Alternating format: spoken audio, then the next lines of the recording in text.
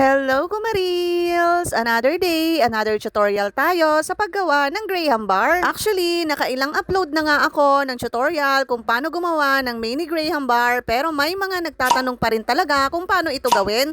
Kaya naman, ito na, simulan na natin. Ang mga ingredients nga na gagamitin natin ay 1 can chilled overnight na Angel creme densada. Siyempre, binuksan natin to gamit ang ating heavy duty can opener. Ilalagay ko na lang yung link niyan sa yellow basket. O, di ba? Nag-promote pa ang kumari nyo. Saka naman natin ito lagyan ng 250 ml na Angel All-Purpose Cream. Next naman ay maglalagay tayo ng 1½ cup ng Enjoy Milkshake Powder ng cookies and cream ang flavor. At saka naglalagay din ako dito ng ½ cup of water. Saka naman natin ito imimix ng 6 to 7 minutes. Syempre gamit ang ating Simpla stand mixer. O syempre yung link nasa yellow basket or sa comment section. Sabi na nag-promote ulit eh.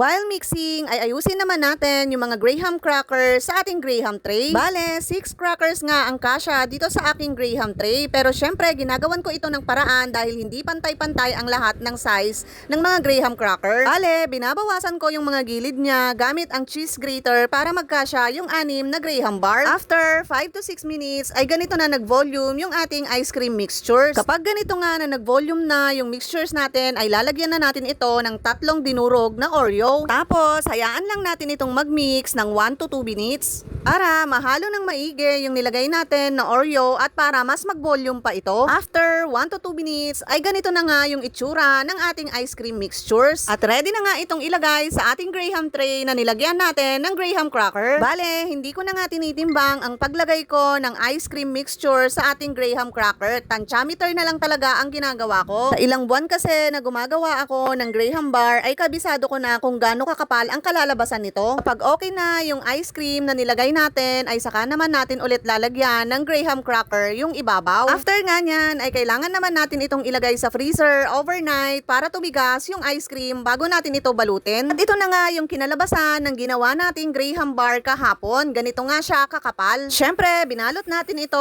gamit ang 10 by 10 na resealable plastic. Kung gusto nyo nga rin gumawa ng mini Graham bar na patok na pang business ngayong summer, ay ilalagay ko na lang lahat ng ingredients at mga utensils na ginamit ko sa yellow basket or sa comment section. Thank you for watching!